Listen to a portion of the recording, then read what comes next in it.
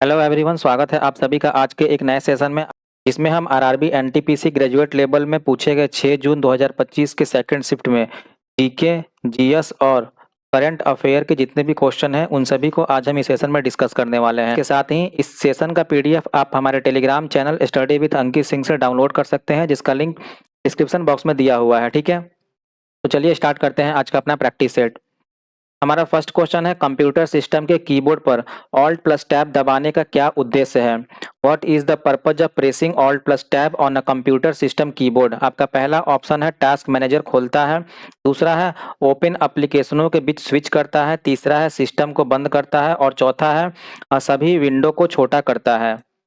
तो alt plus tab क्या करता है? ये करता है ओपन एप्लीकेशनों के बीच स्विच करता है। ठीक है, कंप्यूटर कीबोर्ड पर ऑल्ट प्लस टैब दबाने का मुख्य उद्देश्य सभी खुले हुए प्रोग्रामों और विंडोज के बीच स्विच करना है। यह शॉर्टकट माउस का उपयोग किए बिना मल्टीटास्किंग को आसान और कुशल बनाता है।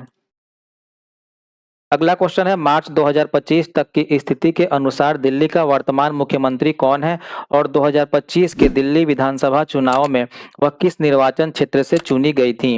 As per March 2025, who is the current chief minister of Delhi and from which constituency was she selected in the 2025 Delhi assembly election? आपका पहला ऑप्शन है रेखा गुप्ता राजेंद्र नगर से, दूसरा है रेखा गुप्ता शालीमार बाग से, तीसरा है आतिशी मार्लेना कालका जी से और चौथा है अरविंद केजरीवाल नई दिल्ली से। तो ये है रेखा गुप्ता शालीमार बाग से। ठीक है, 2025 तक यानी मार्च 2025 तक दिल्ली की वर्तमान मुख्यमंत्री रेखा गुप्ता हैं। उन्होंने 2025 के दिल्ली विधानसभा चुनाव में शालीमार बाग निर्वाचन क्षेत्र से जीत हासिल की है। बात करें इस चुनाव के बारे में तो फरवरी 2025 में हुए चुनाव में भारतीय जनता पार्टी की जीत के बाद रेखा गुप्ता दिल्ली की नई मुख्यमंत्री बनी। इस जीत के साथ भाजपा ने 27 साल के बाद दिल्ली में सत्ता में वापसी की। रेखा गुप्ता ने पहली बार विधायक बनने के बाद यह पद संभाला है और वह दिल्ली की चौथी महिला मुख्यमंत्री बनी है। ठीक है, अगला क्वेश्चन है, सड़क परिवहन और राजमार्ग मंत्रालय द्वारा प्रस्तावित एक राष्ट्र एक परमिट योजना का उद्देश्य क्या है? What is the objective of the one nation one permit scheme proposed by the ministry of road transport and highways? आपका पहला ऑप्शन है एकल सड़क टिकट प्लेटफॉर्म प्रणाली, दूसरा है सामान्य नागरिक उड्डयन लाइसेंस, तीसरा है नागरिक पार्किंग सुविधाओं के लिए परमिट और चौथा है अंतर्राज्यीय भाड़ा वाहन के लिए परिवहन में सुगमता। तो ये है आपका अंतर्राज्यीय भाड़ा वाहन के लिए परिवहन में सुगमता यानी ease of transport for inter state freight vehicles. ठीक है, सड़क परिवहन और राज्यमार्ग मंत्रालय द्वारा प्रस्तावित एक राष्ट्र एक परमिट योजना का मुख्य उद्देश्य अंतर्राज्यीय वाणिज्य में से जुड़े मालवाहक वाहनों की आवाजाही को सरल बनाना और उसे सुव्यवस्थित करना है। यह योजना कई राज्यों में काम करने वाले वाणिज्यिक वाहनों को हर राज्य के लिए अलग अलग परमिट लेने की प्रशासनिक परेशानियों से बचाती है। नेक्स्ट क्वेश्चन है, जनवरी 2025 में भारतीय अंतरिक्ष अनुसंधान संगठन यानी इसरो के अध्यक्ष के रूप में किसे नियुक्त किया गया है? Who was appointed as the chairman of ISRO in January 2025?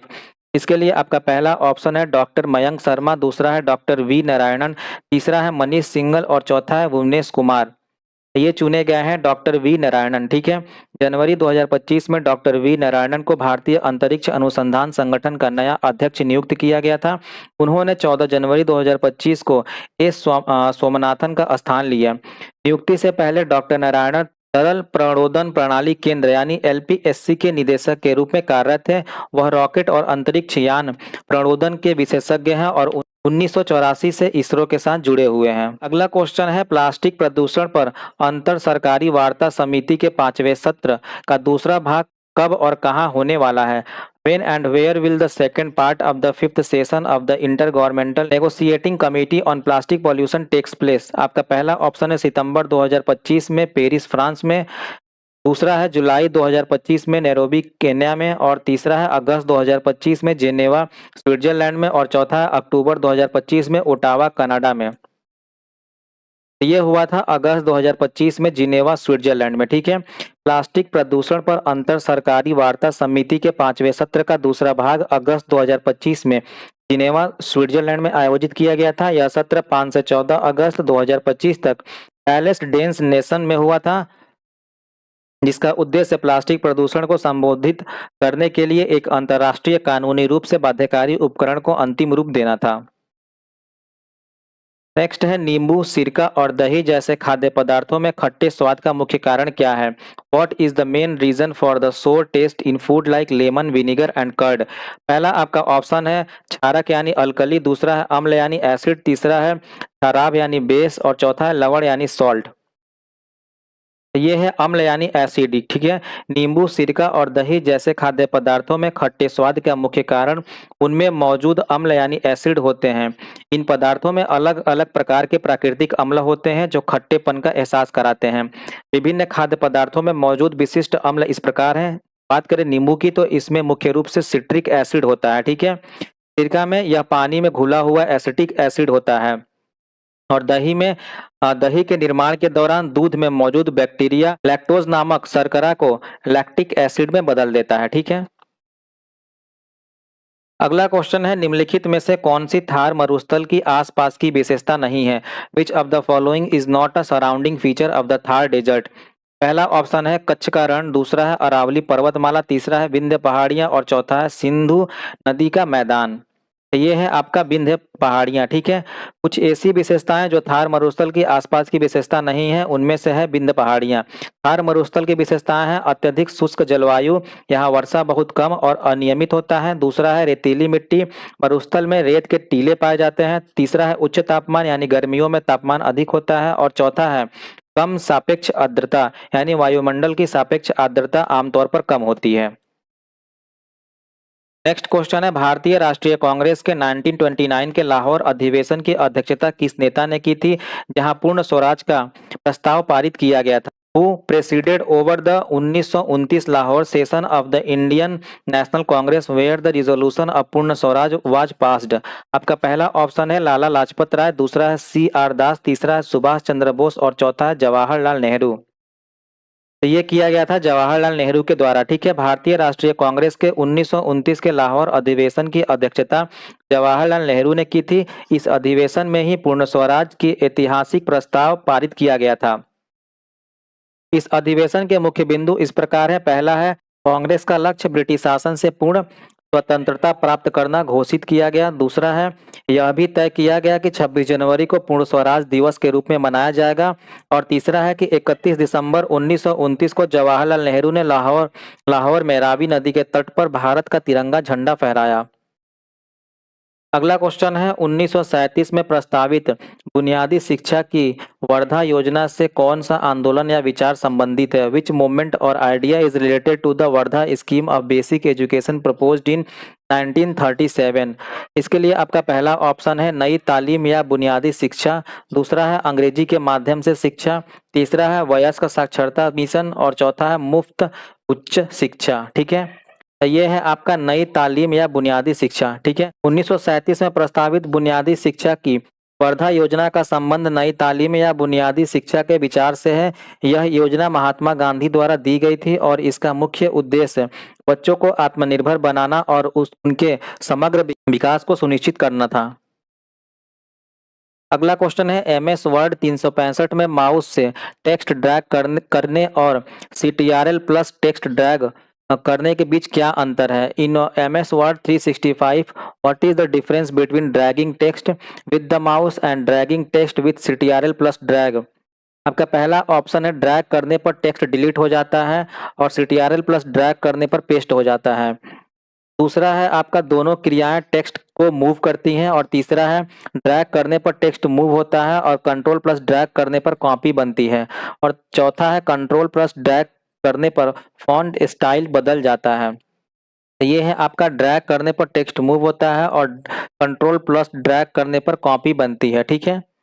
MS word 365 में माउस से टेक्स्ट ड्रैग करने और CTRL के साथ टेक्स्ट ड्रैग करने के बीच मुख्य अंतर यह है कि एक क्रिया टेक्स्ट को स्थानांतरित करती है जबकि दूसरी उसकी प्रतिलिपि बनाती है। अगला क्वेश्चन है स्वदेशी आंदोलन जो बंगाल के विभाजन का विरोध करने और भारतीय वस्तुओं को बढ़ावा देने के लिए शुरू किया गया था, किस वर्ष शुरू किया गया था?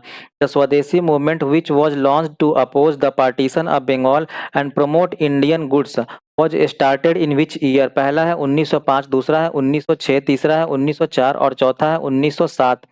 ये शुरू किया गया था 1905 में, ठीक है। स्वदेशी आंदोलन 1905 में शुरू हुआ था। यह आंदोलन मुख्य रूप से बंगाल के विभाजन के विरोध में शुरू किया गया था।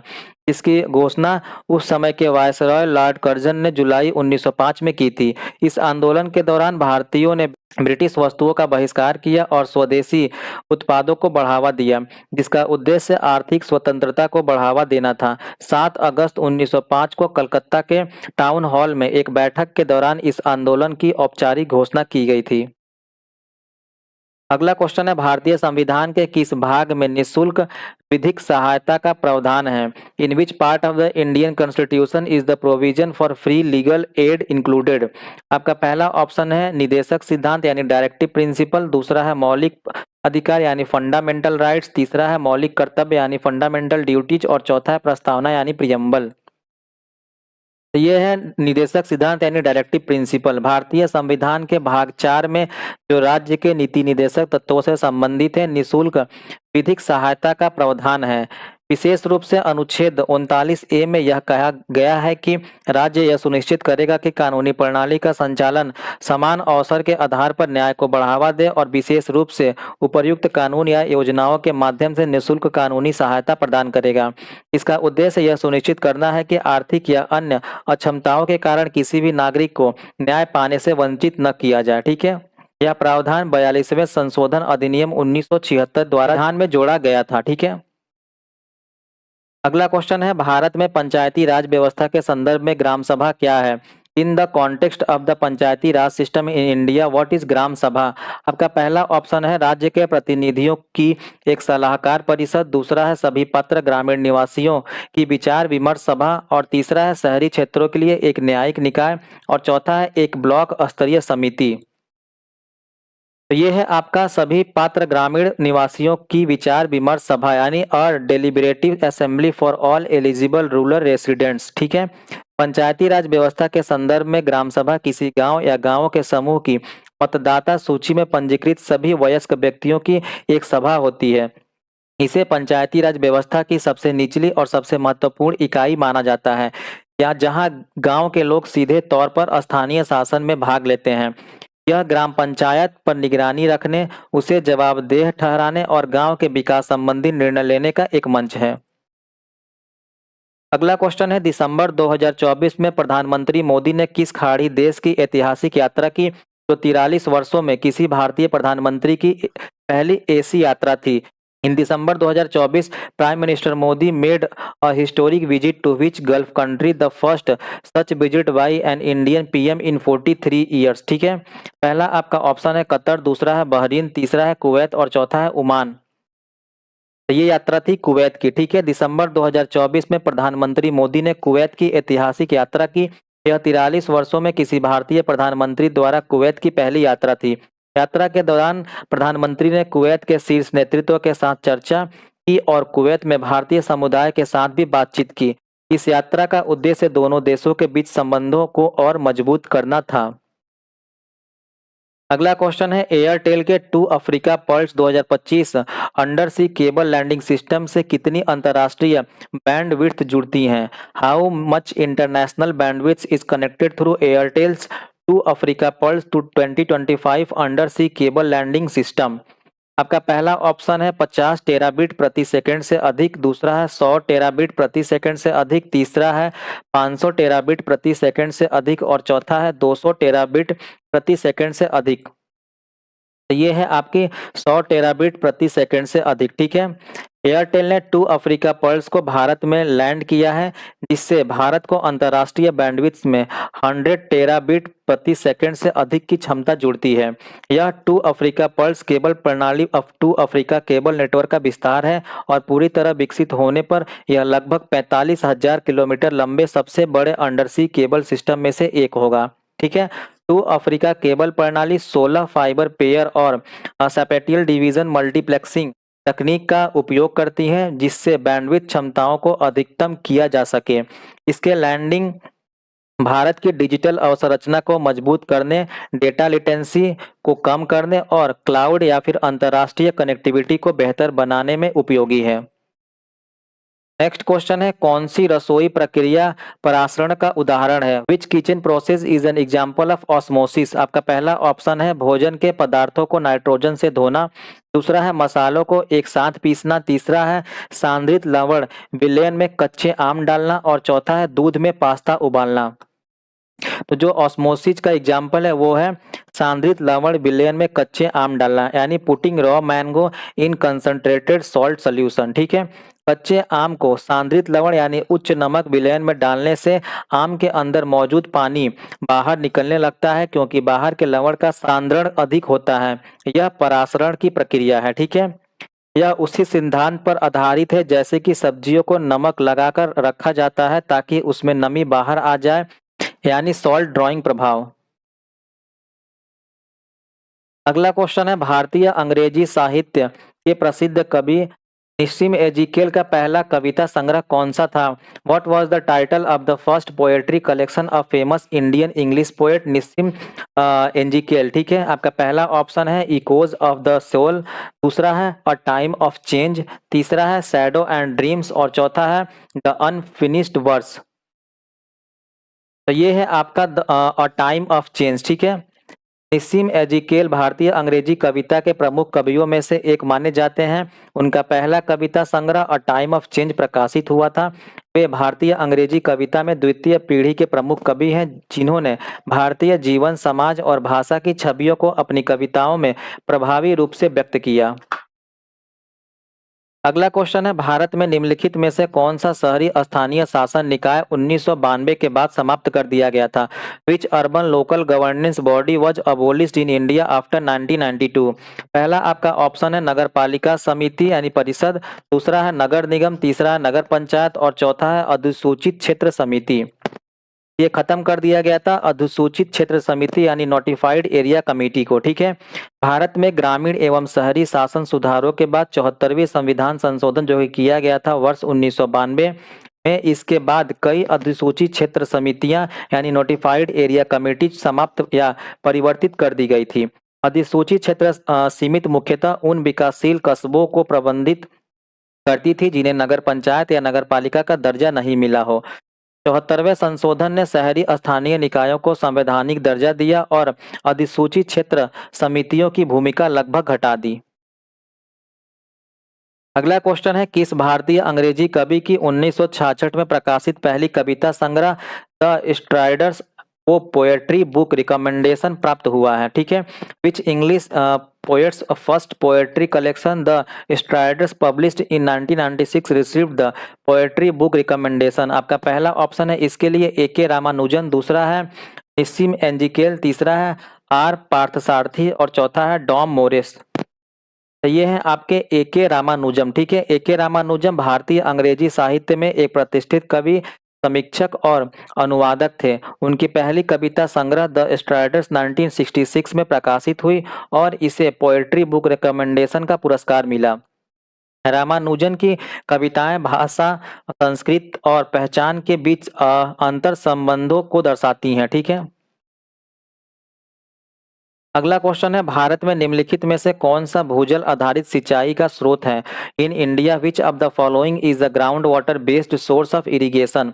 पहला आपका ऑप्शन है तालाब, दूसरा है नदी नहर, तीसरा है टैंक और चौथा है खुला कुआं। तो ये है आपका खुला कुआं। ठीक है, खुला कुआं पृथ्वी की सतह के करीब भूजल स्रोत तक पहुंचाता है और जिस पानी को हम कुएं से निकालते हैं वह जमीन में मौजूद तल तालिका से आता है। ठीक है, यानी वाटर टेबल से आता है। अन्य विकल्प जैसे तालाब, नदी नहर, टैंक आदि सहित जल स्रोत हैं जो सीधे वर्षा नदी प्रवाह या नदियों से जुड़े होते हैं। अगला क्वेश्चन है, एमएस पावर पॉइंट में रिप्लेस फंक्शन का उपयोग करते समय कौन सा विकल्प केवल पूरे शब्दों को रिप्लेस करता है? In MS PowerPoint when using the replace function which option allow replacing only whole words? पहला आपका ऑप्शन है यूज वाइल्ड कार्ड, दूसरा है साउंड लाइक, तीसरा है फाइंड होल वर्ड ओनली और चौथा है मैच केस।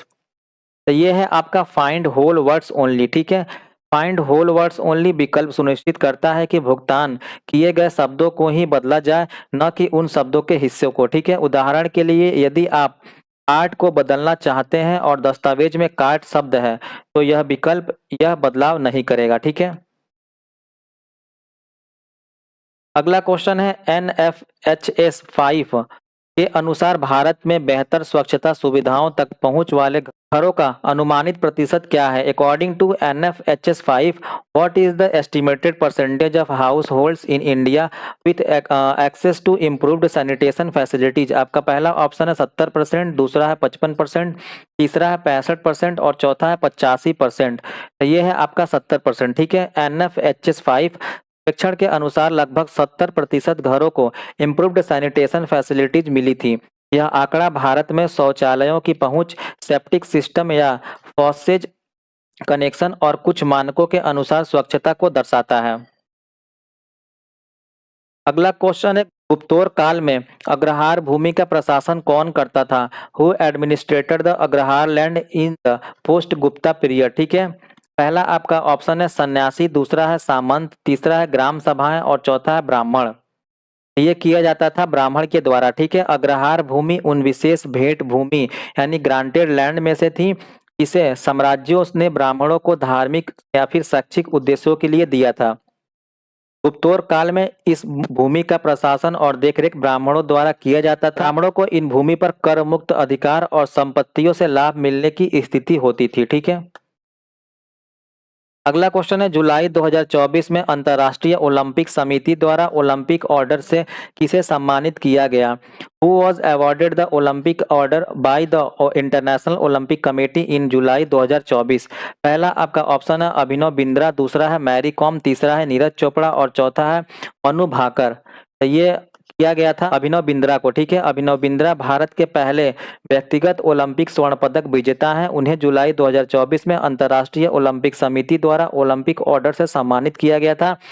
यह एक उच्च सम्मान है जो खेलों के प्रति योगदान के लिए दिया जाता है।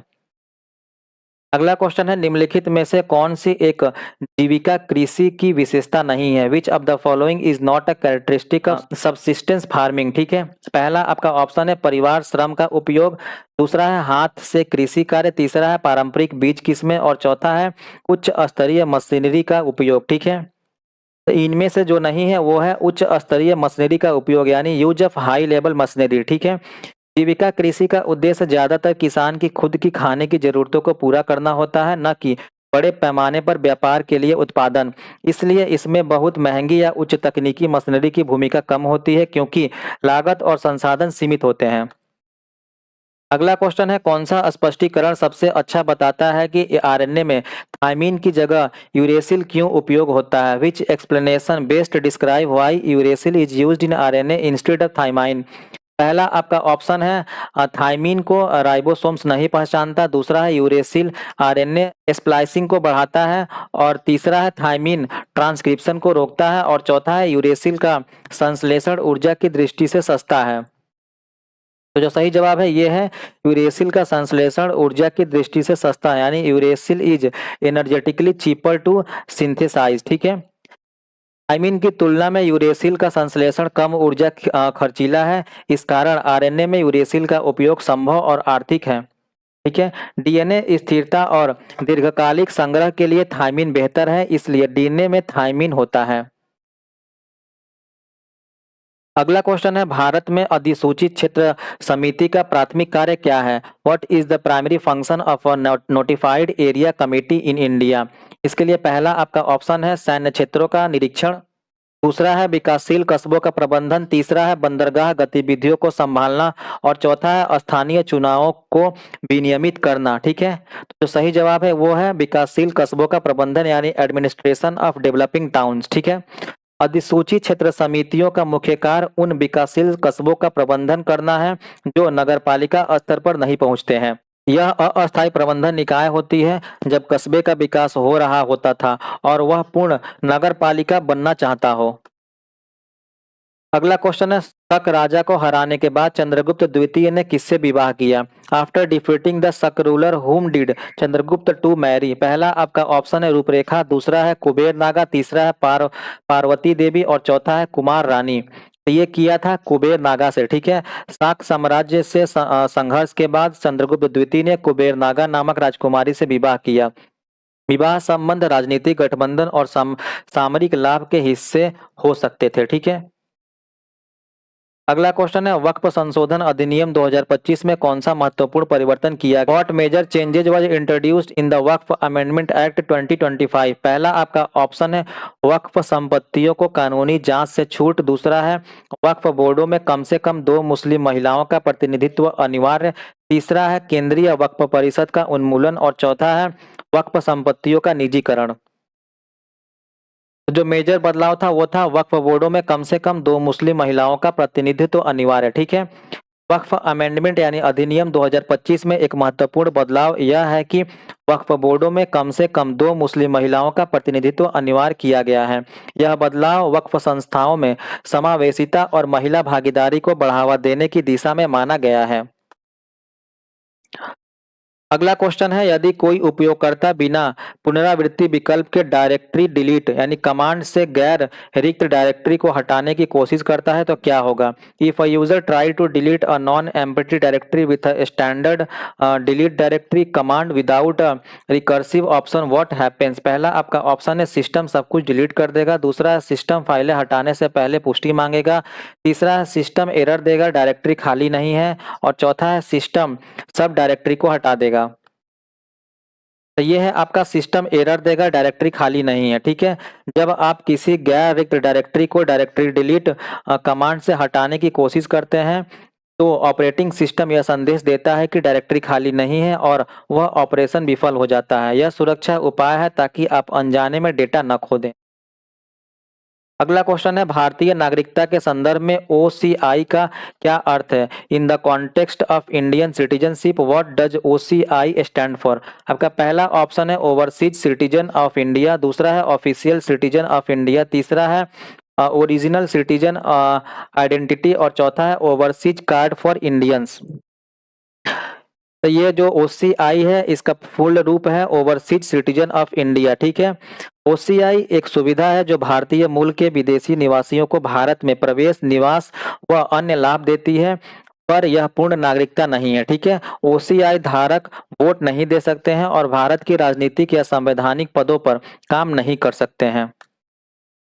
अगला क्वेश्चन है डिजिटल कृषि मिशन 2024 के तहत एग्री स्टैक की मूलभूत रजिस्ट्री कौन सी है? Under the digital agriculture mission 2024 which are the fundamental registers of agri stack? पहला आपका ऑप्शन है किसानों का रजिस्टर, दूसरा है ग्राम पंचायत ऑडिट डेटाबेस और तीसरा आपका स्टेटमेंट है क्रॉप सोन रजिस्ट्री। इसके लिए आपके ऑप्शन है केवल एक, दूसरा है सभी 1, 2 और 3, तीसरा है केवल 1 और 3 और चौथा है केवल 2 और 3।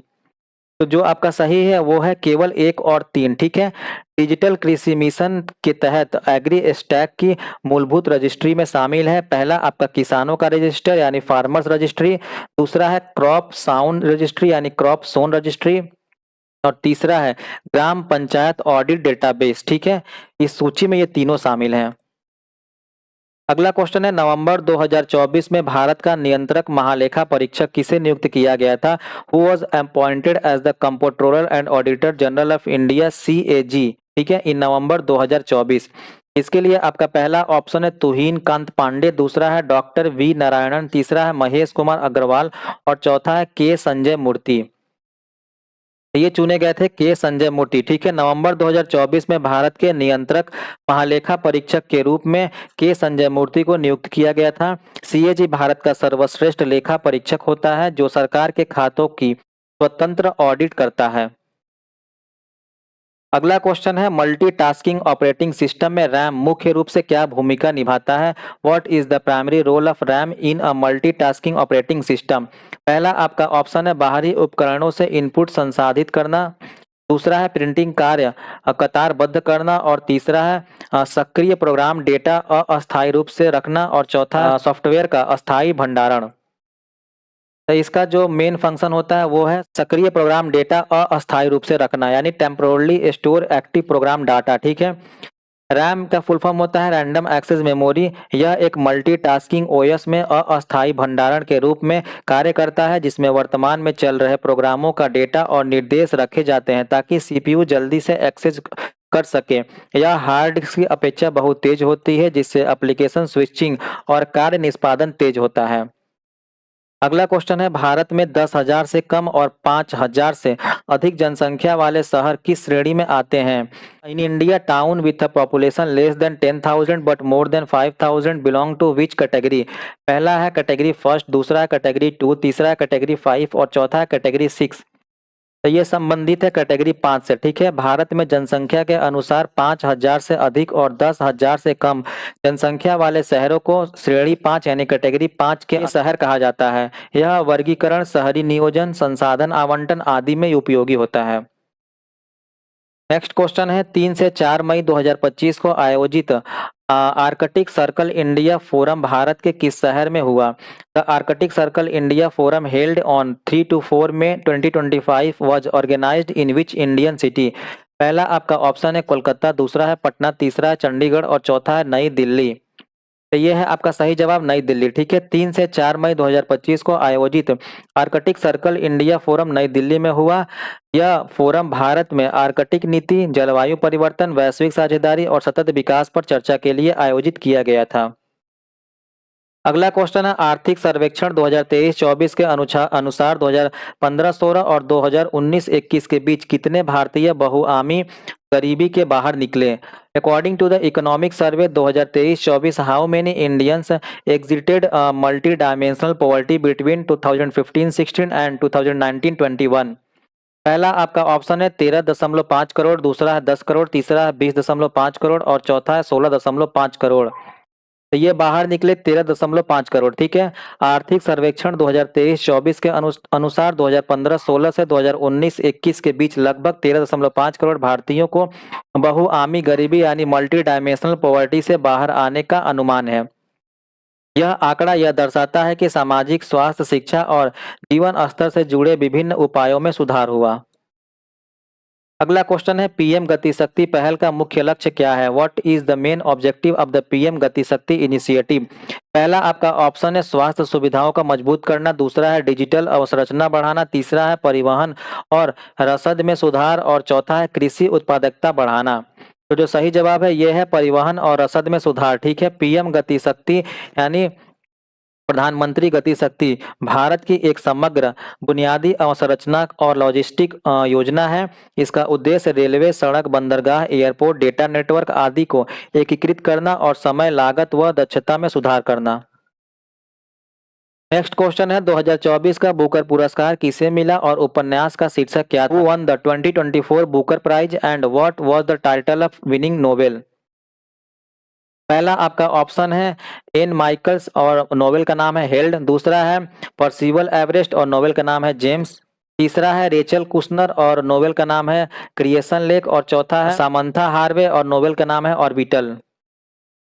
तो ये है आपके सामंथा हार्वे और नोवेल का नाम है ऑर्बिटल। ठीक है, सामंथा हार्वे की ऑर्बिटल ने 2024 में बुकर प्राइज जीता। यह प्रथम उपन्यास है जिसे अंतरिक्ष पृष्ठभूमि में लिखा गया और बुकर प्राप्त हुआ किया। ठीक है, वह पहली महिला बनी जो 2019 के बाद से बुकर जीतने में सफल हुई हैं। उपन्यास ऑर्बिटल केवल 136 पेजों का है और यह बुकर विजेताओं में दूसरा सबसे छोटा उपन्यास है। कहानी एक दिन यानी 24 घंटे में 6 अंतरिक्ष यात्रियों की जिंदगी पर आधारित है और वे 16 सूर्योदय सूर्यास्त देखते हैं। आज का आखिरी क्वेश्चन है, 25 सितंबर 2024 को भारत को विनिर्माण, डिजाइन और नवाचार का केंद्र बनाने के लिए कौन सी पहल शुरू की गई थी? Which initiative was launched on 25 September 2014 to make India a hub of manufacturing, design and innovation? पहला आपका ऑप्शन है मेक इन इंडिया पहल, दूसरा है औद्योगिक गलियारा विकास कार्यक्रम, तीसरा है स्टार्टअप इंडिया पहल और चौथा है स्टैंड अप इंडिया पहल। तो ये है आपका मेक इन इंडिया पहल। ठीक है, 25 सितंबर 2014 को मेक इन इंडिया पहल की शुरुआत की गई थी। इसका उद्देश्य भारत को उत्पादन यानी मैन्युफैक्चरिंग, डिजाइन तथा नवाचार यानी इनोवेशन का केंद्र बनाना था। इस पहल के तहत विदेशी निवेश को बढ़ावा देना, भारत में निर्माण उद्योग को सशक्त करना और रोजगार सृजन करना लक्ष्य था। ठीक है, क्वेश्चन है 2025 के आईपीएल सीजन यानी कि 15 अप्रैल 2025 तक में विराट कोहली ने कौन सी उपलब्धि हासिल की? Which achievement did Virat Kohli achieve in the 2025 IPL season as of April 15, 2025? ठीक है, इसके लिए आपका पहला ऑप्शन है आईपीएल इतिहास में कुल मिलाकर 1000 चौके और छक्कों का, दूसरा है आईपीएल में 10,000 रन बनाना, तीसरा है 5 आईपीएल खिताब जीतना और चौथा है आईपीएल में छक्के लगाना। ठीक है, तो जो विराट कोहली ने अचीवमेंट हासिल की थी वो था आईपीएल इतिहास में कुल मिलाकर 1000 चौके और छक्के का लगाना, ठीक है। 2025 में विराट कोहली वह पहले खिलाड़ी बन गए जिन्होंने आईपीएल इतिहास में कुल मिलाकर 1000 बाउंड्रीज जिसमें चौके प्लस छक्के लगाए थे, ठीक है। इस रिकॉर्ड को उन्होंने 721 चौकों और 279 छक्कों के संयोजन के साथ पूरा किया। वह आईपीएल में सर्वाधिक चौकों वाले बल्लेबाज भी बन गए हैं, ठीक है। अगला क्वेश्चन है, निम्नलिखित में से किसे भारतीय राष्ट्रीय कांग्रेस में उदारवादी नेता नहीं माना जाता है? Which of the following was not considered a liberal leader in the Indian National Congress? आपका पहला ऑप्शन है इसके लिए फिरोज शाह मेहता, दूसरा है दादा भाई नौरोजी, तीसरा है अरबिंदो घोष और चौथा है गोपाल कृष्ण गोखले। ये उदारवादी नेता नहीं माना जाता है अरबिंदो घोष को, ठीक है। उदारवादी का मतलब होता है लिबरल। प्रवृत्ति वाले नेता जैसे कि गोपाल कृष्ण गोखले, दादा भाई नौरोजी और फिरोज शाह मेहता कांग्रेस के शुरुआती दौर में सामाजिक और राजनीतिक सुधार को बढ़ावा देने वालों के रूप में माने जाते थे। अरबिंदो घोष अधिक आत्मानुभववादी, योग एवं आध्यात्मिक दृष्टिकोण से राजनीतिक विचारधारा से जुड़े थे। उन्हें आमतौर पर मुस्लिम अधिकारों के समर्थक और राष्ट्रीय क्रांतिकारी माना जाता है, न कि एक शुद्ध उदारवादी नेता, ठीक है। अगला क्वेश्चन है अपना क्वेश्चन नंबर 3 है, मार्च 2025 में पंजाब में किस वन्यजीव अभयारण्य को इको पर्यटन को बढ़ावा देने के लिए तेंदुआ सफारी में विकसित करने का प्रस्ताव किया गया था? In March 2025 which wildlife sanctuary in Punjab was propose to be developed into a leopard safari to promote eco tourism? इसके लिए आपका पहला ऑप्शन है बीर मोती बाग वन्यजीव अभयारण्य, दूसरा है अबोहर वन्यजीव अभयारण्य, तीसरा है हरिके वन्यजीव अभयारण्य और चौथा है झज्जर बचौली वन्यजीव अभयारण्य। तो ये है आपका झज्जर बचौली वन्यजीव अभयारण्य, ठीक है। पंजाब सरकार ने घोषणा की है कि श्री आनंदपुर साहिब का झज्जर बचौली वन्यजीव अभयारण्य राज्य का पहला तेंदुआ सफारी स्थल बनेगा। यह प्रयास इको पर्यटन को बढ़ावा देने और वन्यजीव संरक्षण को सुदृढ़ करने की रणनीति का हिस्सा है। इस परियोजना के लिए बजट आवंटन किया गया है और पर्यावरण मंत्रालय तथा वन विभाग इसकी रूपरेखा बना रहे हैं। नेक्स्ट क्वेश्चन है, माइक्रोसॉफ्ट वर्ड में टेक्स्ट को खोजने और बदलने का तरीका कौन सा नहीं है? Which of the following is not a method to find and replaced text in Microsoft Word? इसके लिए आपका पहला ऑप्शन है एडिट पर क्लिक करें और फिर फाइंड एंड रिप्लेस चुनें, दूसरा है ऑल्ट प्लस एंटर कुंजी पर क्लिक करें, तीसरा है होम टैब पर जाएं और रिप्लेस चुनें और चौथा है फाइंड एंड रिप्लेस विंडो खोलने के लिए कंट्रोल प्लस एच दबाएं। तो जो मेथड नहीं है ये है ऑल्ट प्लस एंटर कुंजी पर क्लिक करना, ठीक है। माइक्रोसॉफ्ट वर्ड में टेक्स्ट खोजने और बदलने के लिए फाइंड एंड रिप्लेस करने के लिए सामान्य तरीके हैं, जैसे कि मेन्यू पर जाएं, मेन्यू के बाद उसमें एडिट पर जाएं, फिर फाइंड एंड रिप्लेस ऑप्शन पर जाएं, ठीक है। और दूसरा है कि होम पर जाकर रिप्लेस करें या शॉर्टकट की कंट्रोल प्लस एच दबाएं। ऑल्ट प्लस एंटर कोई मान्य शॉर्टकट नहीं है फाइंड एंड रिप्लेस कमांड के लिए, ठीक है। अगला क्वेश्चन है, किसी पदार्थ को गर्म करने पर उसके कणों पर क्या प्रभाव पड़ता है? What happens to the particles of a substance when it is heated? आपका पहला ऑप्शन है वे गति करना बंद कर देते हैं, दे स्टॉप मूविंग, दूसरा है वे नष्ट हो जाते हैं, दे गेट डिस्ट्रॉयड, तीसरा है वे धीमी गति करते हैं, दे मूव स्लोली और चौथा है वे तेज गति करते हैं, दे मूव फास्टर। तो जो सही जवाब है वो है वे तेज गति करते हैं, ठीक है, यानी दे मूव फास्टर। जब किसी पदार्थ को गर्म किया जाता है तो उसमें ऊर्जा बढ़ जाती है, इससे उसके कणों की गतिज ऊर्जा यानी काइनेटिक एनर्जी बढ़ती है। यही कारण है कि गैस, तरल या ठोस पदार्थ गर्म होने पर फैलते हैं। यह सिद्धांत का उपयोग थर्मामीटर, इंजन और कई वैज्ञानिक उपकरणों में होता है। अगला क्वेश्चन है, मई 2025 में 78वें कांस फिल्म फेस्टिवल की मेजबानी किस देश ने की? Which country hosted the 78th Cannes film festival in May 2025? इसके लिए आपका पहला ऑप्शन है जर्मनी, दूसरा है नीदरलैंड, तीसरा है स्पेन और चौथा है फ्रांस। ये होस्ट किया गया था फ्रांस के द्वारा, ठीक है। कांस फिल्म फेस्टिवल दुनिया का सबसे प्रतिष्ठित फिल्म महोत्सव है। इसकी शुरुआत 1946 में हुई थी। यह हर साल फ्रांस के कांस शहर में आयोजित होता है। इस फेस्टिवल में दुनिया भर की फिल्मों को अंतर्राष्ट्रीय स्तर पर मंच मिलता है और पाल्मे डी ओर इसका सबसे बड़ा पुरस्कार है, ठीक है। अगला क्वेश्चन है, भारत में प्रीवी पर्स आधिकारिक तौर पर कब समाप्त कर दिया गया? In which year were the privy purses officially abolished in India? आपका पहला ऑप्शन है 1956 में, दूसरा है 1969 में, तीसरा है 1971 में और चौथा है 1980 में। तो ये खत्म कर दिया गया था वर्ष 1971 में। ठीक है, पीवी पर्स वह वार्षिक भुगतान था जो स्वतंत्र भारत में रियासतों के विलय के बाद पूर्व शासकों को दिया जाता था। 1971 में तत्कालीन प्रधानमंत्री इंदिरा गांधी ने 26वां संविधान संशोधन अधिनियम पारित कर प्रीवी पर्सेज को समाप्त कर दिया। इसका उद्देश्य भारत में समानता यानी इक्वलिटी को बढ़ावा देना और सामंती विशेषाधिकारों को खत्म करना था। ठीक है, अगला क्वेश्चन है, वर्ष 2030 तक संस्थापित क्षमता के संदर्भ में भारत का नवीनीकरणीय ऊर्जा लक्ष्य क्या है? What is India's renewable energy target in terms of installed capacity by 2030?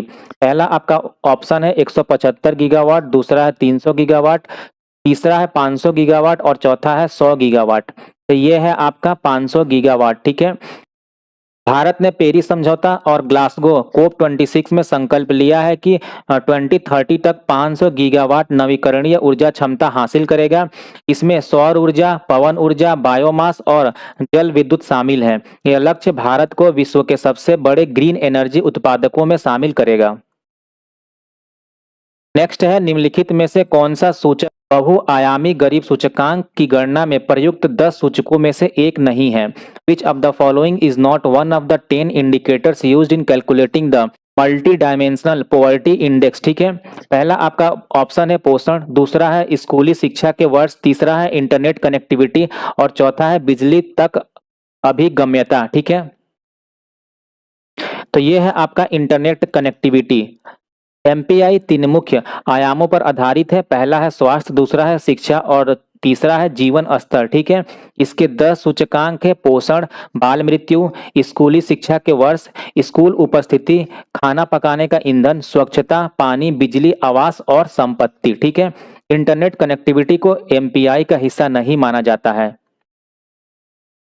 अगला क्वेश्चन है, पित्त उत्पादन में कमी वाले रोगी को डैश के अवशोषण में कमी का सामना करना पड़ता है। A patient with reduced bile production faces reduced absorption of dash. पहला इसके लिए आपका ऑप्शन है वसा में घुलनशील विटामिनों, दूसरा है जल, तीसरा है अमीनो अम्ल और चौथा है ग्लूकोज। तो ये है आपका वसा में घुलनशील विटामिनों। ठीक है, यानी फैट सोल्यूबल विटामिन्स। पित्त, इसे बाइल के नाम से जाना जाता है, यकृत द्वारा निर्मित और पित्ताशय यानी गॉल ब्लैडर में संग्रहित होता है। ठीक है, यह वसा के इमल्सिफिकेशन में मदद करता है और वसा में घुलनशील विटामिन जैसे ए, डी, ई के अवशोषण में सहायक होता है। पित्त की कमी से रोगी में विटामिन डी की कमी से हड्डियों की समस्या, विटामिन ए की कमी से दृष्टि दोष और विटामिन के की कमी से रक्त का थक्का जमने में समस्या होती है। ठीक है, और वाटर सोल्यूबल कौन कौन से विटामिन होते हैं? आपका बी और सी। ठीक है, हम शॉर्टकट इसका क्या है याद करने का? WBC, यानी वाटर सोल्यूबल में बी और सी। नेक्स्ट है, किस राजवंश के दौरान कुतुलुक ख्वाजा के नेतृत्व में मंगोलों ने दिल्ली की घेराबंदी की और काफी नुकसान पहुंचाया? During which dynasty did the Mongols under Kutlugh Khwaja besiege Delhi and cause heavy damage? आपका पहला ऑप्शन है खिलजी वंश, दूसरा है सैयद वंश, तीसरा है सूर वंश और चौथा है मुगल वंश। तो ये है आपका सही जवाब खिलजी वंश। ठीक है, यह घटना 1299 ईस्वी में अलाउद्दीन खिलजी के शासनकाल में हुई थी। कुतलुक ख्वाजा के नेतृत्व में मंगोल सेना ने दिल्ली पर हमला किया, लेकिन खिलजी सेना ने उन्हें रोक लिया। खिलजी शासनकाल मंगोल आक्रमणों से बचाव और सशक्त सेना के संगठन के लिए प्रसिद्ध है। अगला क्वेश्चन है, 105वें संविधान संशोधन अधिनियम द्वारा राज्यों को कौन सी शक्ति पुनः प्रदान की गई? Which power were restored to the state by the 105th constitutional amendment act? आपका पहला ऑप्शन है नए राज्य बनाने की शक्ति, दूसरा है जीएसटी करारोप की शक्ति यानी पावर टू लेवी जीएसटी और तीसरा है अन्न पिछड़ा वर्ग यानी ओबीसी और एसीबीसी की पहचान की शक्ति और चौथा है चुनाव की तारीखें तय करने की शक्ति। ये है आपका अन्न पिछड़ा वर्ग यानी ओबीसी और एसीबीसी की पहचान की शक्ति। ठीक है, power to identify OBC and SEBC. यह संशोधन 2021 में पारित हुआ। 102वें संशोधन के बाद राज्यों की ओबीसी पहचान करने की शक्ति सीमित हो गई थी। 105वें संशोधन ने यह शक्ति राज्यों को वापस दे दी, जिससे वे अपने अपने राज्य में ओबीसी की सूची तैयार कर सकते हैं। अगला क्वेश्चन है, वैदिक पाठ की कितनी मान्यता प्राप्त अवस्थाएं हैं? How many recognized stages of Vedic recitation are there? पहला आपका ऑप्शन है 9, दूसरा है 10, तीसरा है 11 और चौथा है 7। तो ये है आपके 11, ठीक है। वैदिक पाठ परंपरा विश्व की सबसे पुरानी मौखिक परंपरा मानी जाती है। इन 11 विधाओं में संहिता पाठ, पद पाठ, क्रम पाठ, जटा पाठ, घन पाठ आदि शामिल है, ठीक है। यूनेस्को ने वैदिक पाठ परंपरा को intangible culture heritage of humanity घोषित किया हुआ है। अगला क्वेश्चन है, विंडोज 10 सीएमडी में कौन सी कमांड बिना पुष्टि के वर्तमान निर्देशिका में सभी लॉग फाइलों को डिलीट कर देगी? विच command in Windows 10 CMD will delete all log files in the current directory without confirmation? तो इस क्वेश्चन के लिए आपके सामने ये 4 ऑप्शंस है और इनमें से जो आपका सही ऑप्शन है ये है डिलीट *log/q, ठीक है। डिलीट और इरेज कमांड का उपयोग सीएमडी में फाइल हटाने के लिए किया जाता है और /q का अर्थ है क्विट मोड, जिसमें फाइलें बिना कन्फर्मेशन हट जाती हैं, और /p विकल्प का अर्थ है प्रॉम्प्ट मोड, जो डिलीशन से पहले कन्फर्मेशन मांगता है, ठीक है। यानी कि इस कमांड में अगर यहाँ /p होता तो वो फाइलें डिलीट होने से पहले आपसे कन्फर्मेशन मांगती, ठीक है। अगला है, गोंड चित्रकला में कलाकारों द्वारा स्थानीय रूप से उपयोग किए जाने वाले हस्तनिर्मित ब्रश का पारंपरिक नाम क्या है? In Gond painting what is the traditional name of the locally used handmade brush by artist? इसके लिए आपका ऑप्शन है कूची, दूसरा है लिखनी, तीसरा है कादी और चौथा है कलम। ये कहलाता है कूची, ठीक है। गोंड चित्रकला भारत की आदिवासी कला है जिसकी उत्पत्ति मध्य प्रदेश में हुई। इसमें प्राकृतिक रंग और देसी साधनों से चित्र बनाए जाते हैं। कूची ब्रश अक्सर बांस की लकड़ी और प्राकृतिक रेशों से बनाया जाता है। नेक्स्ट क्वेश्चन है, जब कोई भारतीय नागरिक अपनी नागरिकता त्याग देता है तब क्या होता है? What happens when an Indian citizen renounces his citizenship? आपका पहला ऑप्शन है वे विदेशी राजनयिक बन जाते हैं, सेकंड है कुछ नहीं बदलता है, थर्ड है वे अपनी भारतीय नागरिकता खो देते हैं और चौथा है उन पर जुर्माना लगाया जाता है। जो आपका सही ऑप्शन है वो है वे अपनी भारतीय नागरिकता खो देते हैं, ठीक है। भारत का संविधान दोहरी नागरिकता यानी डुअल सिटीजनशिप की अनुमति नहीं देता है। नागरिकता अधिनियम 1955 के अनुसार नागरिकता त्यागने पर व्यक्ति भारतीय नागरिक नहीं रहता है। इसके बाद वह विदेशी नागरिकता ले सकता है, लेकिन भारत में उसे विदेशी नागरिक के अधिकार ही मिलेंगे, ठीक है। अगला क्वेश्चन है, पुरुषों और महिलाओं की श्रेणी में वर्ष 2025 के लिए बलबीर सिंह सीनियर पुरस्कार के विजेता कौन थे? Who were the winners of the Balbir Singh senior award 2025 in main and women categories? आपका पहला ऑप्शन है PR श्रीजेश और नवजोत कौर, दूसरा है मनप्रीत सिंह और रानी रामपाल, तीसरा है हरमनप्रीत सिंह और सविता पुनिया और चौथा है हरमनप्रीत सिंह और वंदना कटारिया। तो ये हैं आपके हरमनप्रीत सिंह और सविता पुनिया, ठीक है। यह पुरस्कार भारतीय हॉकी संघ द्वारा दिया जाता है। हरमनप्रीत सिंह भारतीय पुरुष हॉकी टीम के कप्तान और एक बेहतरीन ड्रैग फ्लिकर हैं। सविता पुनिया महिला हॉकी टीम की गोलकीपर हैं और ग्रेट वॉल ऑफ इंडिया के नाम से जानी जाती हैं। नेक्स्ट है, 1928 में साइमन कमीशन के विरोध का मुख्य कारण क्या था? What was the main reason for the opposition to the Simon Commission in 1928? इसके लिए आपका ऑप्शन है नए कानूनों का परिचय, दूसरा है भारतीय प्रतिनिधित्व का अभाव, तीसरा है उच्च कर और चौथा है अल्पसंख्यकों के खिलाफ भेदभाव। तो इसका मुख्य रीजन था भारतीय प्रतिनिधित्व का अभाव, absence ऑफ इंडियन रिप्रेजेंटेशन, ठीक है। साइमन कमीशन 1928 में भारत भेजा गया था ताकि संवैधानिक सुधारों की सिफारिश कर सके। इसमें एक भी भारतीय सदस्य शामिल नहीं था, इसलिए इसे व्हाइट मैन कमीशन कहा जाता था। देश भर में इसका जोरदार विरोध हुआ और इसी दौरान लाला लाजपत राय पर पुलिस लाठीचार्ज हुआ, जिससे उनकी मृत्यु हो गई थी। अगला क्वेश्चन है, MS पावर पॉइंट में एक न्यू ब्लैंक प्रेजेंटेशन स्टार्ट करने का सही तरीका कौन सा है? What is the correct way to start a new blank presentation in MS PowerPoint? आपका पहला ऑप्शन है Ctrl+N दबाएं, दूसरा है Ctrl+O दबाएं, तीसरा है इंसर्ट न्यू स्लाइड क्लिक करें और चौथा है फाइल ओपन क्लिक करें, ठीक है। तो ये है कंट्रोल प्लस एन दबाने से क्या होगा कि एक न्यू ब्लैंक प्रेजेंटेशन स्टार्ट हो जाएगा। एमएस पावर पॉइंट में कंट्रोल प्लस एन दबाने से नई प्रेजेंटेशन खुलती है। कंट्रोल प्लस ओ दबाने से पहले से सेव प्रेजेंटेशन खुलती है। कंट्रोल प्लस एस का उपयोग सेव करने के लिए किया जाता है और पावर पॉइंट शॉर्टकट प्रेजेंटेशन तैयार करने की स्पीड बढ़ाते हैं। ठीक है। नेक्स्ट है लग्जरी रिजॉर्ट डेवलपर फाइन एसर्ट्स 2025 के अनुसार भारत में ब्रांडेड आवासों और रिजॉर्ट का बाजार डैश तक 8,610 करोड़ यानी 1 बिलियन यूएस डॉलर तक पहुंचने का अनुमान है। According to the fine assert 2025 India's branded residence and resort market is projected to reach 8,610 crore यानी कि यूएस डॉलर 1 बिलियन का बाय विच ईयर। आपका ऑप्शन है इसके लिए 2027, दूसरा है 2029, तीसरा है 2028 और चौथा है 2026। तो ये प्रोजेक्ट किया गया है आपका 2027 तक। ठीक है। भारत में लग्जरी रियल एस्टेट और रिजॉर्ट का बाजार तेजी से बढ़ रहा है। बढ़ती आय, पर्यटन और विदेशी निवेश इसकी मुख्य वजह है। फाइन एकर्स की रिपोर्ट के अनुसार 2027 तक भारत में इस सेक्टर की मांग दोगुनी होने की संभावना है। अगला क्वेश्चन है आपका निम्नलिखित में से कौन सा कथन पी ब्लॉक तत्वों के संदर्भ में सही नहीं है। Which of the following statement is not correct regarding P block element. आपका पहला ऑप्शन है इसके लिए इसमें अधातु और उत्कृष्ट गैसें शामिल हैं। They include non metals and noble gases. दूसरा है यह समूह 13 से 18 तक के हैं। They belong to group 13 to 18। तीसरा है इन्हें संक्रमण तत्व भी कहा जाता है। They are also called transition elements. और चौथा है इनका सबसे बाहरी विन्यास NS का पावर 2 NP का पावर 1 से NS का पावर 2 NP का पावर 6 तक होता है। दियर आउटर कॉन्फ़िगरेशन इज NS का power 2 NP power 1 to NS power 2 NP power 6 तक होता है। तो जो इनमें से गलत है इन्हें संक्रमण तत्व भी कहा जाता है यानी they are also called transition metal. ठीक है। ये किस ब्लॉक के एलिमेंट को कहा जाता है? डी ब्लॉक के। ठीक है। पी ब्लॉक तत्व आवर्त सारणी के समूह 13 से 18 तक पाए जाते हैं। इनमें अधातु, धातु और उपधातु सभी शामिल हैं।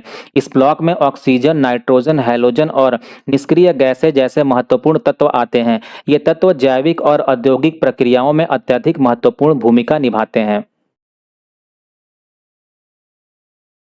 अगला क्वेश्चन है नीति आयोग ने उद्घाटन वित्तीय स्वास्थ्य सूचकांक 2025 जारी किया। इस राज्य ने सबसे अधिक समग्र स्कोर के साथ सूचकांक में शीर्ष स्थान प्राप्त किया जो मजबूत वित्तीय प्रबंधन का संकेत देता है।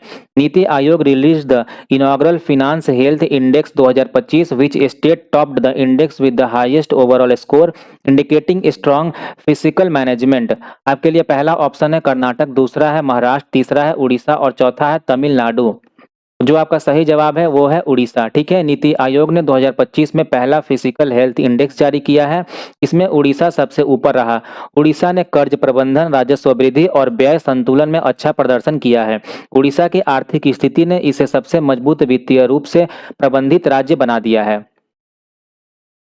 नेक्स्ट क्वेश्चन है कुषाण शासक कनिष्क किस धर्म के संरक्षक थे? Which religion was patronized by Kushan ruler Kanishka. आपका पहला ऑप्शन है बौद्ध धर्म, दूसरा है ईसाई धर्म, तीसरा है ज़ोरोस्ट्रियन धर्म और चौथा है जैन धर्म। तो ये है आपका बौद्ध धर्म। ठीक है। कुषाण शासक कनिष्क बौद्ध धर्म के सबसे बड़े संरक्षक माने जाते हैं। उन्होंने बौद्ध धर्म के प्रचार प्रसार के लिए चौथी बौद्ध संगति का आयोजन कश्मीर में कराया था। कनिष्क के शासनकाल में गंधार और मथुरा कला का भी उत्कर्ष हुआ। ठीक है। अगला क्वेश्चन है भारत भूटान सीमा मुख्य रूप से इनमें से किसके द्वारा परिभाषित है? The India Bhutan border is primarily defined by which of the following. इसके लिए आपका पहला ऑप्शन है रेगिस्तान, दूसरा है पर्वत और संधियां, तीसरा है व्यापारिक चौकियां और चौथा है सीमा बाढ़। तो ये है पर्वत और संधियां यानी माउंटेन्स एंड पासेस। ठीक है। भारत भूटान सीमा लगभग 699 किलोमीटर लंबी है। यह सीमा हिमालय पर्वत श्रृंखलाओं और पर्वतीय संधियों से होकर गुजरती है। सीमा पर किसी तरह की दीवार या बाढ़ नहीं है बल्कि यह प्राकृतिक पहाड़ियों और नदियों द्वारा परिभाषित है। ठीक है। यह सीमा भारत भूटान मैत्री संबंध का प्रतीक भी है। अगला क्वेश्चन है ऑपरेशन ब्रह्मा 2025 के तहत भारत द्वारा म्यांमार को किस प्रकार की सहायता प्रदान की जा रही है। Under operation Brahma 2025 what type of assistant is India providing to Myanmar. इसके लिए आपका पहला ऑप्शन है केवल वित्तीय सहायता, दूसरा है आपदा राहत सामग्री, मानवीय सहायता, खोज एवं बचाव दल, तीसरा है केवल खाद्य आपूर्ति और चौथा है केवल चिकित्सा सहायता। तो ये दिया जा रहा है आपदा राहत सामग्री, मानवीय सहायता और खोज एवं बचाव दल यानी कि डिजास्टर रिलीफ, ह्यूमैनिटेरियन एड और सर्च एंड रेस्क्यू टीम। ठीक है, भारत ने म्यांमार को आपदा राहत सामग्री, खाद्य आपूर्ति, चिकित्सा सहायता और खोज एवं बचाव दल भेजे। भारतीय नौसेना और वायुसेना ने मिलकर लगभग 750 मीट्रिक टन राहत सामग्री पहुंचाई। इसमें दवाएं, तंबू, ब्लैंकेट और अस्पताल की सुविधाएं शामिल थी। यह अभियान भारत की पड़ोसी देशों के प्रति संवेदनशील नीति को दर्शाता है। अगला क्वेश्चन है आर्थिक सर्वेक्षण 2025 सार 2023-24 में भारत में बेरोजगारी दर क्या थी। According to the economic survey 2025 what was the unemployment rate in India in 23 to 24। आपका पहला ऑप्शन है 4.5%, दूसरा है 6.5%, तीसरा है 5.2% और चौथा है 3.2%। तो ये था 3.2%। ठीक है, आर्थिक सर्वेक्षण 2025 के अनुसार भारत की बेरोजगारी दर 2023-24 में 3.2% रही। यह पिछले वर्षों की तुलना में कम है और रोजगार सृजन में सुधार को दर्शाता है। विशेष रूप से ग्रामीण क्षेत्रों में रोजगार वृद्धि अधिक दर्ज की गई है। अगला क्वेश्चन है दिसंबर 2024 में भारतीय नौसेना दिवस किस थीम के साथ मनाया गया था। इन December 2024 Indian navy day was celebrated with which team. आपका पहला ऑप्शन है भारत में समुद्री वर्चस्व के लिए नवाचार और आत्मनिर्भरता, दूसरा है रणनीतिक परिचालन उत्कृष्टता के साथ समुद्र में के संरक्षक, तीसरा है नवाचार और रण के माध्यम से शक्ति और सामर्थ्य और चौथा है राष्ट्रीय रक्षा के लिए नीले जल और तकनीकी शक्ति। ये है आपका नवाचार और स्वदेशीकरण के माध्यम से शक्ति और सामर्थ्य यानी strength and capability through innovation and indigestion. ठीक है, भारतीय नौसेना दिवस 4 दिसंबर 2024 को नवाचार और स्वदेशीकरण के माध्यम से शक्ति और सामर्थ्य थीम के साथ मनाया गया। इस अवसर पर स्वदेशी तकनीक, जहाज निर्माण और हथियार प्रणालियों पर जोर दिया गया। यह भारत की समुद्री आत्मनिर्भरता को दर्शाता है। अगला क्वेश्चन है 2025 के विश्व आर्थिक मंच ने भारत की वैश्विक भू राजनीति और नवाचार में भूमिका पर केंद्रित किस पहल की शुरुआत की। Which initiative was launched by the World Economic Forum 2025 focusing on India's role in global geopolitics and innovation. आपका पहला ऑप्शन है इंडिया राइजिंग, दूसरा है भारत 2030, तीसरा है ग्लोबल इंडिया डायलॉग्स और चौथा है इंडो पैसिफिक फोरम। ये है आपका ग्लोबल इंडिया डायलॉग्स। ठीक है, 2025 के विश्व आर्थिक मंच में भारत की वैश्विक भूमिका को मान्यता मिली। इस अवसर पर ग्लोबल इंडिया डायलॉग्स पहल शुरू की गई। इसका उद्देश्य नवाचार, तकनीक, ऊर्जा और भू राजनीति में भारत की बढ़ती भूमिका को दुनिया के सामने प्रस्तुत करना है। अगला क्वेश्चन है निम्नलिखित में से किस मृदा में जल धारण क्षमता सबसे अधिक होती है। Which of the following soils has the highest water holding capacity. आपका पहला है लाल मृदा, दूसरा है रेगिस्तानी मृदा, तीसरा है जलोढ़ मृदा और चौथा है काली मृदा।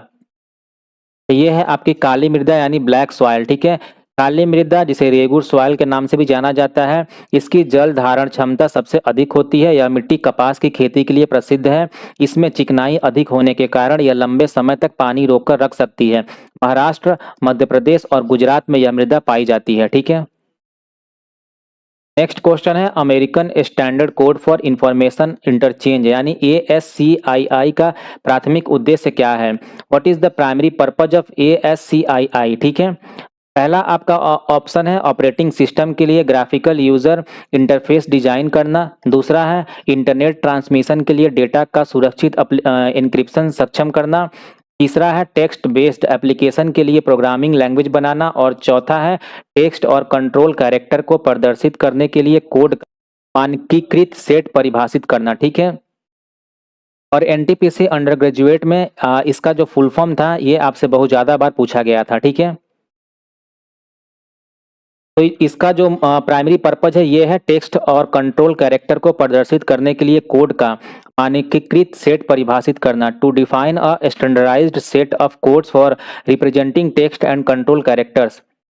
ASCII का उद्देश्य कंप्यूटर में टेक्स्ट और कंट्रोल कैरेक्टर की मानकीकृत रूप से दर्शाना है। यह कोड 1960 के दशक में विकसित किया गया था और इसमें कुल 128 मानक कैरेक्टर होते हैं। ASCII ने कंप्यूटर और इंटरनेट संचार को आसान बनाया है। अगला क्वेश्चन है, वैश्विक सिनेमा में उनके योगदान के लिए 2025 के अंतर्राष्ट्रीय गोवा पुरस्कार से सम्मानित निम्नलिखित में से किस अभिनेता को किया गया था? Which of the following actor was honored with the International Goya Award 2025 for their contribution to global cinema? आपका पहला ऑप्शन है सिगार्नी वीवर, दूसरा है जूलियट बिनोस, तीसरा है रिचर्ड गेरे और चौथा है केट ब्लैंचेट। तो ये हैं आपके रिचर्ड गेरे, ठीक है। रिचर्ड गेरे को 2025 का अंतर्राष्ट्रीय गोया पुरस्कार उनके वैश्विक सिनेमा और मानवाधिकार कार्यों में योगदान के लिए दिया गया था। यह पुरस्कार स्पेन के प्रतिष्ठित फिल्म पुरस्कारों में से एक है। गेरे तिब्बती मानवाधिकारों के लिए भी सक्रिय रहे हैं। अगला क्वेश्चन है, यदि न्यायिक समीक्षा के अंतर्गत किसी कानून को असंवैधानिक घोषित कर दिया जाए तो क्या होगा? If a law is declared unconstitutional under judicial review what will happen? आपका पहला ऑप्शन है इसे पुनर्विचार हेतु संसद में वापस भेज दिया जाएगा। सेकंड है यह वैध तो होगा लेकिन अवर्तनीय हो रहेगा। थर्ड है इसे राष्ट्रपति द्वारा संशोधित किया जाता है और फोर्थ है इसे निरर्थक घोषित कर दिया जाएगा। तो जो सही जवाब है इसे निरर्थक घोषित कर दिया जाएगा। It will be declared null and void, ठीक है। यदि न्यायिक समीक्षा में कोई कानून असंवैधानिक पाया जाता है तो वह शून्य यानी वॉइड हो जाता है, ठीक है। भारतीय संविधान में यह शक्ति अमेरिकी संविधान से ली गई है। यह न्यायपालिका को संविधान की सर्वोच्चता बनाए रखने का साधन प्रदान करती है। अगला क्वेश्चन है, वित्तीय वर्ष 2024-25 तक भारत में निर्माण के लिए कितने नए ग्रीनफील्ड एक्सप्रेसवे लक्षित हैं? How many new greenfield expressway are targeted for construction in India by financial year 2024-25? आपका पहला है 15, दूसरा है 22, तीसरा है 30 और चौथा है 10। तो ये है टोटल 22, ठीक है। भारत सरकार 2024-25 तक 22 ग्रीनफील्ड एक्सप्रेसवे बनाने का लक्ष्य रखती है। ये एक्सप्रेसवे तेज, सुरक्षित और आर्थिक विकास को बढ़ावा देने वाले होंगे। उदाहरण के लिए दिल्ली मुंबई और गंगा एक्सप्रेसवे बड़े ग्रीनफील्ड प्रोजेक्ट्स हैं। अगला क्वेश्चन है, भारतीय संविधान में पर्यावरण की सुरक्षा और सुधार तथा वनों और वन्य जीवन की रक्षा को निर्देश के रूप में कब जोड़ा गया था? In which year was the protection and improvement of environment and safeguarding of forest and wildlife added as a directive in the Indian constitution? पहला आपका ऑप्शन है 2002, दूसरा है 1978, तीसरा है 2011 और चौथा है 1976। ये जोड़ा गया था 1976 में, ठीक है। 42वें संविधान संशोधन के तहत पर्यावरण संरक्षण, वन और वन्यजीव सुरक्षा को राज्य के नीति निर्देशक तत्वों में शामिल किया गया। यह अनुच्छेद 48A और 51A के सब क्लॉज डी के रूप में मौजूद है। इस संशोधन को मिनी संविधान भी कहा जाता है, ठीक है। अगला क्वेश्चन है, फरवरी 2025 में आयोजित अभ्यास साइक्लोन के बारे में निम्नलिखित में से कौन सा कथन सही है? Which of the following statement about exercise cyclone held in February 2025 is और आर करेक्ट? पहला है यह राजस्थान के महाजन फील्ड फायरिंग रेंज में आयोजित किया गया था। दूसरा है इसमें भाग लेने वाले देश भारत और मिस्र थे। तीसरा है इस अभ्यास का ध्यान संयुक्त बलों के तोपखाना प्रशिक्षण पर केंद्रित था।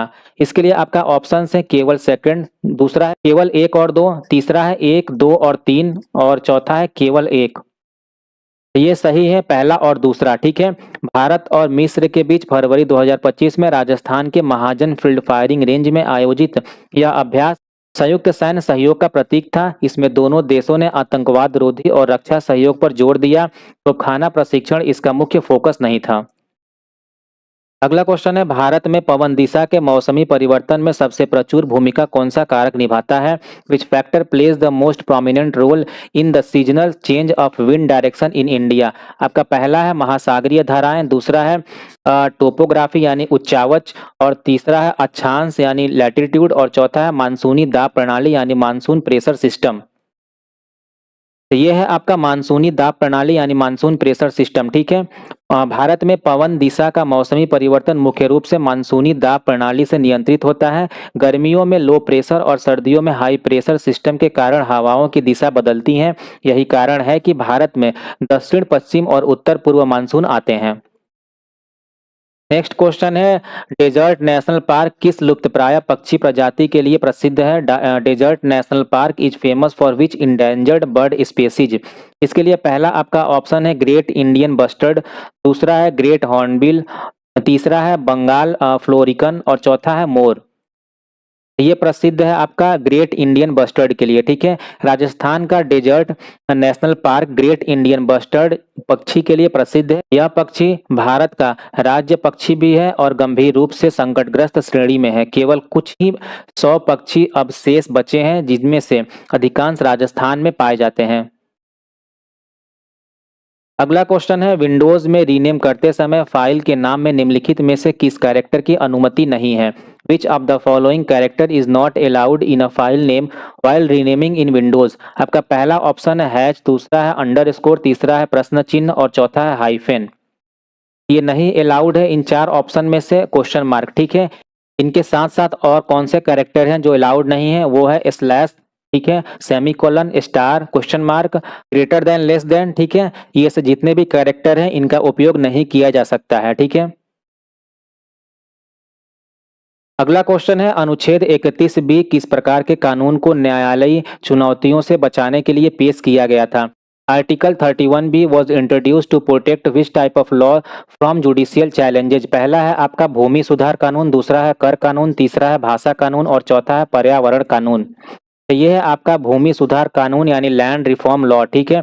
अनुच्छेद 31 बी और 9वीं अनुसूची यानी 9th शेड्यूल को भूमि सुधार कानूनों को न्यायालयी चुनौतियों से बचाने के लिए लाया गया। इसका उद्देश्य किसानों को जमीन का पुनर्वितरण और जमींदारी प्रथा को समाप्त करना था। इससे 1951 में प्रथम संशोधन द्वारा जोड़ा गया। आज का आखिरी क्वेश्चन है, भारत के पश्चिमी तटीय मैदान किस प्रकार के तटीय मैदान के रूप में वर्गीकृत हैं? The western coastal plains of India are classified as which type of coastal plain? पहला है आपका ज्वारीय तटीय मैदान यानी टाइडल कोस्टल प्लेन, दूसरा है डेल्टाई तटीय मैदान यानी डेल्टिक कोस्टल प्लेन, तीसरा है उभरता हुआ तटीय मैदान यानी इमर्जिंग कोस्टल प्लेन और चौथा है अंतरजलीय तटीय मैदान यानी सबमर्ज्ड कोस्टल प्लेन। तो ये है आपका अंतरजलीय तटीय मैदान यानी सबमर्ज्ड कोस्टल प्लेन, ठीक है। भारत के पश्चिमी तटीय मैदान को अंतरजलीय तटीय मैदान यानी सबमर्ज्ड कोस्टल प्लेन कहा जाता है। यह मैदान संकरा है और पश्चिमी घाट से अरब सागर तक फैला हुआ है, ठीक है। इसमें गोवा, कोंकण, कर्नाटक और केरल के तटीय क्षेत्र शामिल है। तो ये था आज का हमारा क्वेश्चंस का ये प्रैक्टिस सेट, ठीक है। आपको कैसा लगा कमेंट करके जरूर बताइएगा और आपको अगर पसंद आया हो तो इस वीडियो को लाइक करें और अपने दोस्तों के साथ भी जरूर शेयर करें। और अगर आप चैनल पर नए हैं तो इस चैनल को सब्सक्राइब कर लें ताकि जो भी अपकमिंग कंटेंट्स इस चैनल पर आए वो सभी आपको आसानी से प्राप्त हो सके। तो चलिए मिलते हैं एक नए वीडियो के साथ, तब तक के लिए टेक केयर, बाय बाय।